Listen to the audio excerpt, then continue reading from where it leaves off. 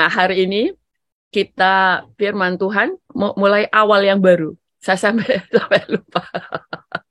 Oke. Memulai awal yang baru. Yang diambil dari firman Tuhan saya buka dulu ayatnya ya. Yang diambil dari Ratapan 5 ayat 21 berkata, "Bawalah kami kembali kepadamu ya Tuhan, maka kami akan kembali, baharuilah hari-hari kami seperti dahulu kala." Dikatakan, "Bawalah kami kembali kepadamu ya Tuhan, maka kami akan kembali, baharui hari-hari kami seperti dahulu kala." Bagus sekali ya. Di dalam setiap tahun, itu pasti akan ada sebuah masa yang baru, ada sebuah perubahan. Tetapi yang kita mau adalah bahwa kita itu kembali kepada Tuhan, kan? Tadi firman Tuhan. Ada banyak orang setiap tahunnya itu mengalami hal-hal yang tidak pernah berubah. Tidak ada perbedaan. Stay di satu tempat itu saja. Maksudnya nggak pernah mengalami peningkatan ekonomi dan tidak memiliki tidak bertumbuh di dalam rohanian, karakternya dari dulu seperti itu, hal-hal yang sama. Kemudian kehidupan rumah tangganya misalnya berantakan, masih tetap berantakan bertahun-tahun, tidak pernah ada perubahan. Setiap tahun itu tidak akan ada perubahan kalau kita juga tidak mengubah cara hidup kita, tidak mengubah mindset kita.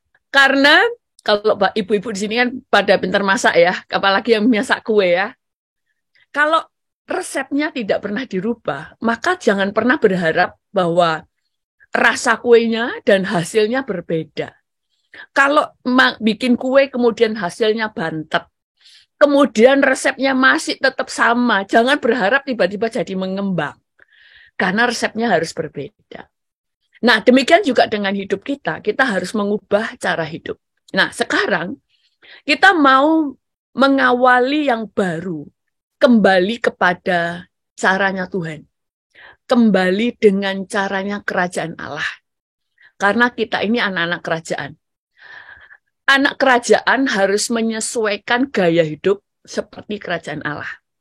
Karena gaya hidup kerajaan dan nilai-nilainya itu 180 derajat berbeda dari hidup kita. Makanya butuh diajarin. Karena kalau nggak diajarin kita nggak tahu. Contoh 180 derajat berbeda. Alkitab berkata, kalau kamu dituntut orang untuk berjalan 1 mile, kalau bagi kita ya jalan 1 mile. Tapi Tuhan ngomong, kalau kamu disuruh jalan 1 mile, kamu berjalanlah 2 mile. Terus dunia ini sudah mengajarkan hemat pangkal kaya. Tetapi Alkitab mengajar bahwa semakin banyak menabur, maka kamu semakin banyak menuai. Ada orang yang menghemat luar biasa, malah kekurangan. Ada yang menabur, tetapi malah berkelimpahan. 180 derajat berbeda. Di Alkitab berkata, kalau di dunia ini, kalau kamu ditampar, ya balas tamparan. Tapi kalau Alkitab berkata, kalau kamu ditampar pipi kiri, berikan pipi kananmu, dan sebagainya. 180 derajat berbeda. Demikian juga di dalam kehidupan kita. Untuk kita itu mengalami yang namanya kehidupan yang terus naik.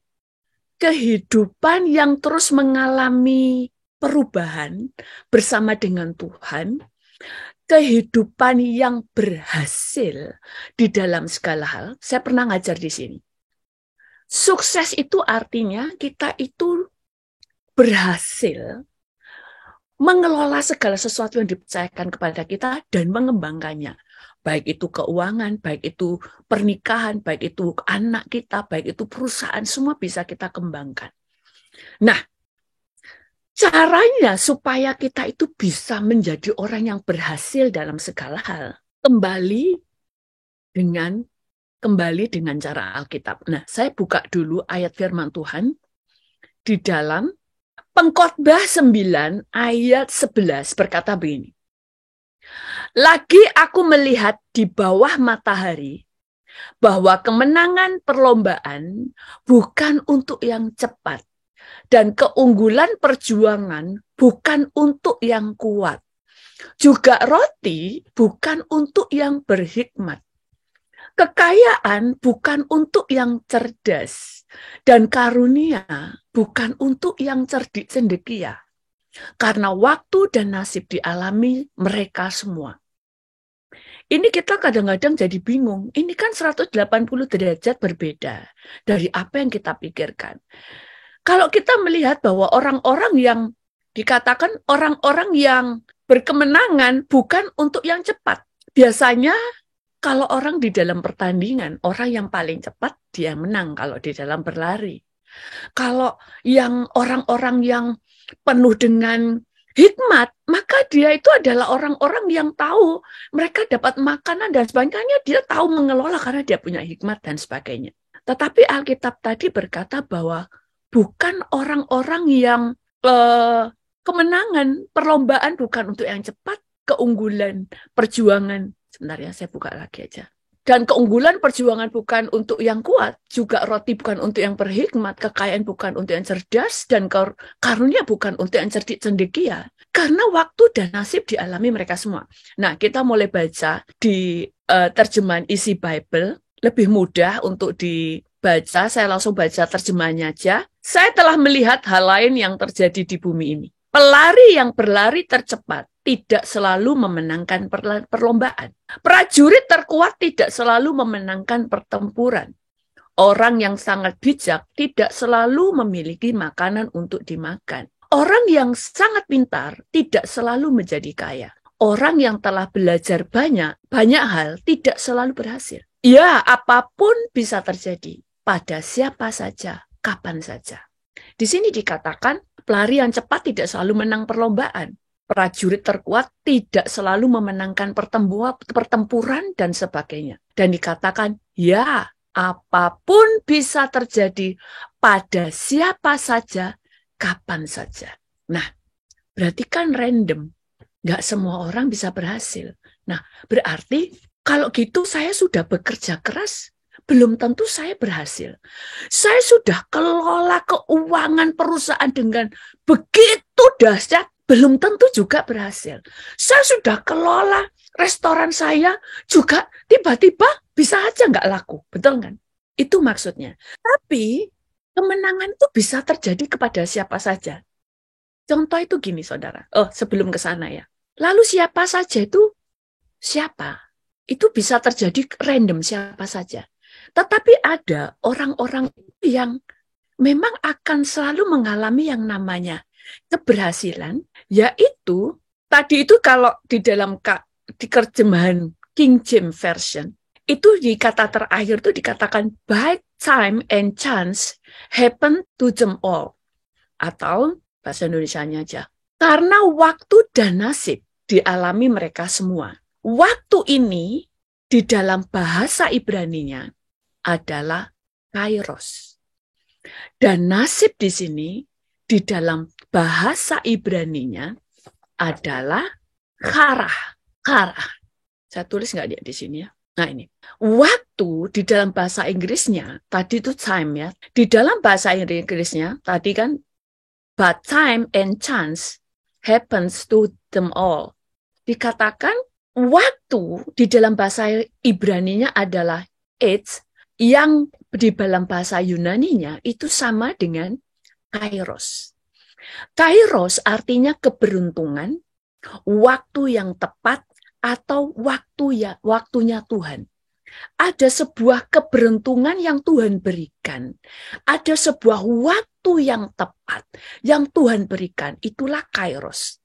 Kemudian kesempatan adalah di dalam bahasa Ibraninya adalah karah, yang artinya adalah di waktu yang tepat dan tempat yang tepat. Kalau tadi dikatakan bahwa pelari yang berlari cepat tidak selalu memenangkan perlombaan, prajurit terkuat tidak selalu memenangkan pertempuran, orang bijak yang sangat bijak tidak selalu memiliki makanan untuk dimakan dan sebagainya. Ya, apapun yang terjadi bisa terjadi pada siapa saja, kapan saja. Jadi bisa random. Maksudnya begini, saudara itu kerja keras, saudara bisa berhasil, tetapi juga bisa nggak berhasil. Tetapi bagaimana supaya kita bisa punya jaminan bahwa kita tetap harus berhasil? Yang saudara butuhkan adalah kairos dan karah. Sebuah waktu yang Tuhan berikan waktunya Tuhan. Tuhan itu memberikan waktu Tuhan. Itu waktu Tuhan tuh kayak gini.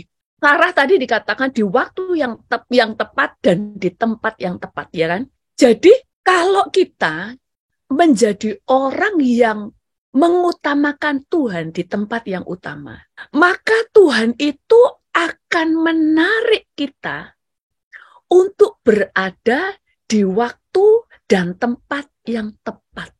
Bukan karena sebuah kerja keras kita, bagian kita tetap kerja keras. Tetapi kuncinya bukan di situ.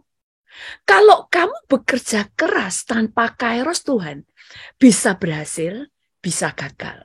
Kalau yang nggak kerja keras sudah pasti nggak pernah berhasil. Tetapi kalau kamu bekerja keras, bisa berhasil, bisa tidak. Tetapi kalau kita mencari kehendak Tuhan lebih dahulu, daripada yang lain. Kalau kita menjadikan Tuhan yang terutama, Tuhan akan menjadikan kita yang terutama. Maka Tuhan yang akan menarik kita di tempat dan waktu yang tepat. Sesuai dengan kairosnya Tuhan. Contoh si Sarah. Sarah itu kalau secara ukuran waktu manusia, nggak mungkin bisa melahirkan. Karena satu, dia sudah menopause. Untuk hamil saja nggak bisa, untuk mengandung aja nggak mungkin. Kemudian secara fisik, itu kalau mengandung itu kan juga berbahaya. Itu kalau pakai kronos atau waktunya manusia. Waktu manusia itu ada batasannya. Tetapi waktunya Tuhan itu kekal menembus segala batas. Secara manusia, dia itu nggak bisa.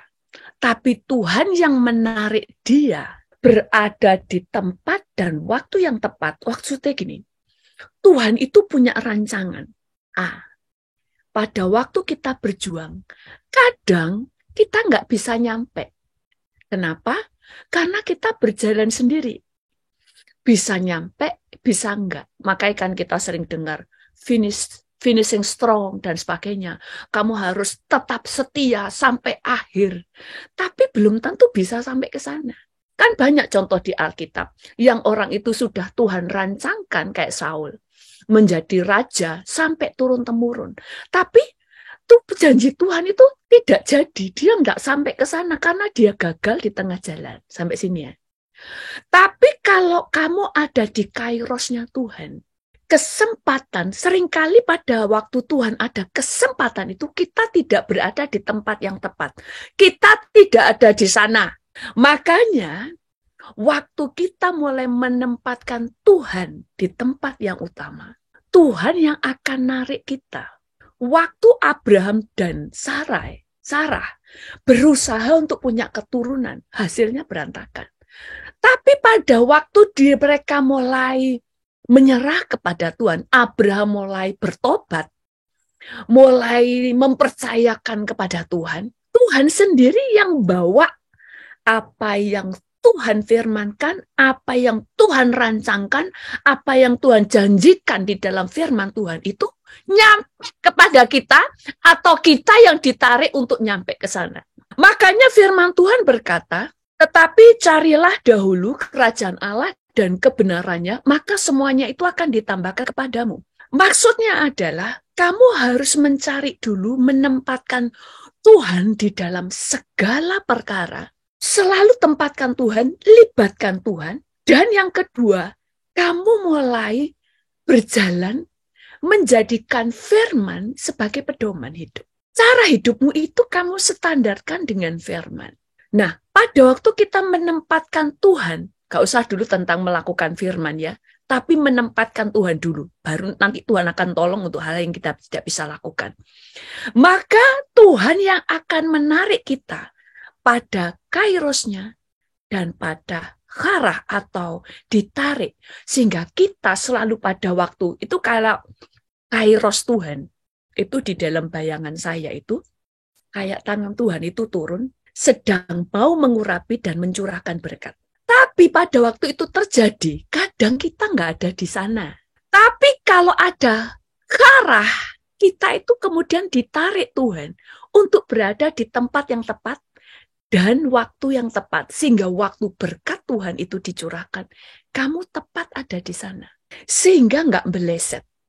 Makanya ada orang-orang itu yang hidupnya terus naik, nggak meleset. Karena bukan dia yang berusaha mencari, tapi Tuhan yang menarik. Ini yang kita mau bawa, supaya kita mengalami hal yang berjalan dengan Tuhan. Saya juga pernah ngalaminya pada waktu itu, mendapatkan mimpi tentang berjalan dengan Tuhan, itu ada terang Tuhan pas di atas kepala saya. Sehingga saya membangun jalan yang sangat besar. Di situ ada ujung sana ada suami saya. Kemudian terang Tuhan ada di depan. Pada waktu saya melangkah satu langkah, terangnya itu maju ke depan. Melangkah lagi, maju ke depan. Setelah itu semuanya terang. Dan saya membangun jalan raya yang besar. Kenapa seperti itu bisa dilakukan? Karena ada Tuhan. Tuhan yang bukain jalan. Sehingga kita tahu apa yang kita harus lakukan. Gak langsung tahu sampai goal ke depan. Tapi selangkah demi selangkah. Makanya kayak saya itu ngalami yang namanya hidup setiap hari. Hari ini khotbah, nanti menyiapkan khotbah untuk besok. Besok setelah khotbah, nyiapin khotbah untuk besoknya lagi. Dan sebagainya. Karena hampir setiap hari saya ada pelayanan. Jadi khotbah. Malam tadi saya belum tidur. Saya harus siapin khotbah. Makanya selalu Parpowinya agak siang. Karena kemudian membuat itu habis khotbah ini nanti saya tidur. Nanti sore datang ke gereja. Setelah itu malah buat khotbah. Jadi ngerti ya? Tapi hidup setiap hari. Tapi Tuhan mulai buka terus. Nah, contoh orang-orang yang dituntun Tuhan. Saul, pertama kali Saul itu menjadi raja. Saul kalau kita baca, tidak pernah punya cita-cita jadi raja. Tapi Tuhan yang narik dia. Kalau Tuhan yang narik, orang pengen jegal dia jadi raja, tetap dia gak bisa dijegal, tetap dia jadi raja. Waktu itu Tuhan itu mau ngurapi dia jadi raja. Maka dia dipertemukan Tuhan menarik dia ketemu dengan Samuel. Walaupun kemudian di tengah-tengah akhirnya dia memberontak kepada Tuhan. Sehingga dia keluar dari Tuhan. Maka dia tidak mengalami yang namanya kairosnya Tuhan. Karena kairos itu adalah waktu yang tanpa batas. Tidak dibatasi oleh apapun. Tuhan itu kalau sudah ada bersama saudara, kamu akan selalu dibawa di tempat dan waktu yang tepat, di mana Tuhan itu akan terus membawa saudara diberkati. Makanya kalau kita baca, Daud dikatakan dia berhasil dalam segala yang dia lakukan karena Tuhan menyertai dia. Jadi pada waktu Tuhan menyertai, dia tetap bagian dia perang. Tetapi sebenarnya yang buat dia menang dalam segala hal itu kan Tuhan. Tuhan selalu buat, bahkan Tuhan bisa kirim orang-orang yang tepat untuk mendampingi Daud. Yusuf itu cuma punya mimpi dikasih Tuhan bahwa dia nanti menjadi pembesar. Orang pemimpin besar, semua orang akan menyembah dia, termasuk keluarganya. Tetapi dia tidak mungkin untuk berusaha menuju ke sana. Mulainya dari mana dan dari dia menjadi pemimpin di mana dia kan nggak tahu. Tetapi pada waktu dia menempatkan Tuhan di tempat yang pertama, dengan apa? Dia mulai belajar melakukan firman, mengasihi, mengampuni, itu hal yang sepele, saudara. Dan mempercayakan hidupnya kepada Tuhan, bagian dia selalu menjadi orang yang bisa dipercaya. Tanpa dia reka-reka, tanpa dia merancangkan sesuatu, tanpa dia berusaha membuka jalan. Dia dari seorang tawanan, tiba-tiba dipanggil ketemu raja hanya gara-gara disuruh untuk mengartikan mimpi raja. Jadi Tuhan yang narik dia untuk mempromosikan anak ini kepada raja. Dan hari itu juga raja menetapkan dia untuk menguasai segala sesuatu di istananya. Tuhan yang narik. Padahal pertamanya waktu dia kepengen keluar dari penjara, dia minta tolong, dia pesan kepada temennya, ya kan? Temennya yang kemudian disuruh kemudian keluar dari penjara karena tuannya raja mengembalikan dia di posisinya yang semula, ya kan? Bawa makanan raja dan sebagainya. Tapi kalau waktunya Tuhan, ada yang bisa menghalangi. Makanya kunci kita berhasil menempatkan Tuhan di tempat yang pertama. Ada seseorang, tanahnya itu ya disengketa atau dicuri lah ya kayak gitu. Dia ngurus terus, gak pernah berhasil. Karena ada waktunya, Tuhan tuh gak cuma mau kamu itu cuma berdoa supaya itu didapat. Mulai utamakan Tuhan, nyenengno Tuhan. Sudah, Tuhan apa yang menjadi kehendakmu? Kairosmu aku percaya kepada waktunya Tuhan. Tuhan itu nanti yang akan menarik segala sesuatu kita berada di tempat yang tepat sehingga ketemu dengan orang-orang yang tepat dan sebagainya. Saya dulu pertama kali buat YouTube ya, Tuhan tuh kasih saya suruh buat YouTube, tapi saya malu. Setelah saya upload di Facebook, yang nonton waktu itu kayak cuma 12 kayak ya. Terus saya sudah malu, 12 lagi yang nonton, ya kan? Kan dulu ada di gereja yang lama itu kan pasti ngomongin kan kalau bikin YouTube itu berarti orang ini kedagingan ya kan, orang duniawi gitu. Daripada rame kan, New York kecil ya kan, saya tutup. Tapi karena Tuhan yang berfirman, tiba-tiba Tuhan sendiri yang buat ada orang itu download video saya sebelum saya tutup, sebelum saya hapus. Dia share kemana-mana, ternyata viral. Di situ ada banyak pendeta-pendeta yang WhatsApp saya, apakah ini kamu ya kan? Terus orang-orang yang nggak terlalu kenal pernah pertama cuma sekali, apa ini kamu dan semuanya. Akhirnya di situ semua orang berkata buat YouTube. Masih malu saya. Bikin ya sudah, pokoknya saya bikin, saya cuma taruh di Facebook. Yang dulu-dulu sudah hapus. Dan ternyata kemudian viral lagi kan kemudian. Kalau Tuhan yang waktunya Tuhan sendiri yang mempertemukan dengan orang yang tepat, betul kan? Kan saya tidak tahu yang orang yang download video saya nggak kenal. Orang itu waktu bergumul, dia cari di search di Google tentang pergumulan dia, keluar video saya. Kan saya nggak terkenal, saya nggak siapa yang kenal saya. Terus orang ini sebarin karena menjadi berkat, dia bilang. Waktu itu setelah itu dia inbox saya di Facebook, memperkenalkan diri, dia minta maaf mendownload video saya tanpa izin. Terus saya bilang, ya enggak apa-apa, puji Tuhan, kalau enggak saya pasti sudah nggak akan bikin video lagi. Setelah saya tutup, saya nggak akan bikin lagi. Tetapi Tuhan itu nggak perlu kita yang cari. Tiba-tiba Tuhan sendiri yang membuat segala sesuatu itu tepat seperti yang Tuhan mau. Makanya dalam hidup kita juga begitu. Gak usah takut. Makanya ada firman Tuhan juga. Lihat firman Tuhan di dalam Kejadian 24 ayat 12 berkata, lalu berkatalah ia, Tuhan Allah Tuanku Abraham, buatlah kiranya tercapai tujuanku. Atau di dalam terjemahan bahasa Inggrisnya dikatakan sukses. Pada hari ini tunjukkanlah kasih setiamu. Kalau di dalam bahasa Ibrani adalah karah kepada Tuanku Abraham. Karah tadi sudah tahu ya, di tempat dan waktu yang tepat. Kemudian sukses tadi dalam bahasa Ibrani-nya adalah hesed, yang artinya grace. Jadi, yang membuat Eliezer berhasil menemukan calon istrinya, Ishak, karena dia berdoa. Supaya dia menerima kesuksesan yang dari Tuhan, yaitu Tuhan yang menempatkan dia di tempat dan waktu yang tepat. Dan dengan karah ini, dan anugerah. Makanya dia tuh kan cuma duduk toh, capek lah. Masa satu kampung dia datangi satu-satu untuk cari wanita? Enggak kan? Dia duduk di dekat sumur, kecapean dia. Tiba-tiba ada cewek datang. Tuhan yang membawa itu di waktu dan tempat yang tepat, betul kan? Bukan dia yang nyari, ceweknya yang datang. Ini rahasia yang membuat anak Tuhan berbeda dengan orang dunia. Kalau karena kita berhasil karena kerja keras, sama dengan orang dunia. Saudara kalah. Orang dunia lebih getol kerja kerasnya. Karena mereka itu berani menghalalkan segala cara juga.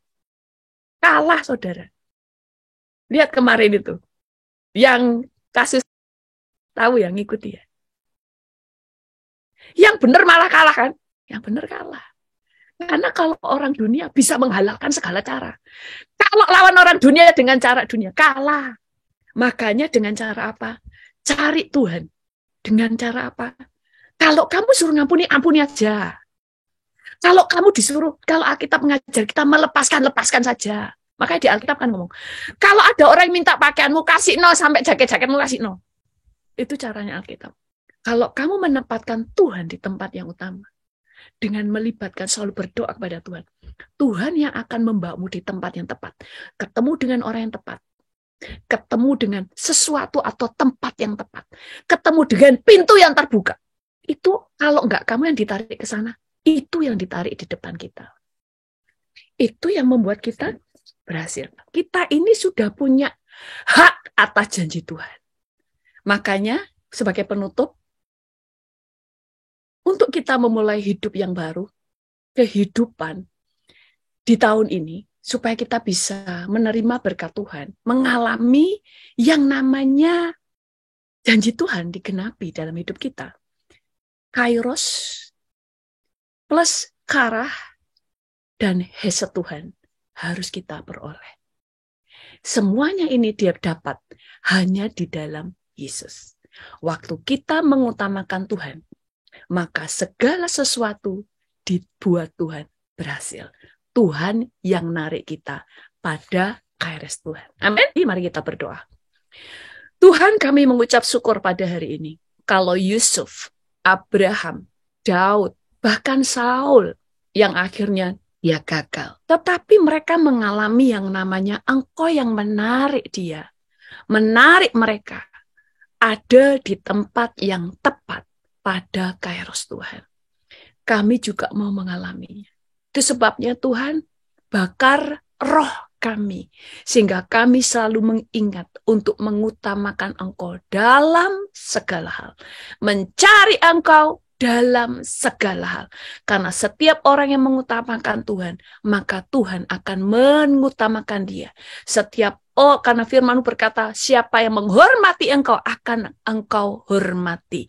Sehingga setiap orang yang menempatkan Engkau di tempat pertama, akan Engkau jadikan yang pertama dan yang utama. Kami bersyukur padamu Tuhan dalam nama Tuhan Yesus. Haleluya. Amin. Ku mau memujimu, ku selalu pujimu, ku mau menyembahmu, ku selalu sembahmu, kau yang layak terima semua pujian, kemuliaan hanya bagi Tuhan. Naikkan pujian bagi Tuhan. Ku mau memujimu, segala pujian hanya bagimu Tuhan. Sembahmu, ku mau menyembahmu.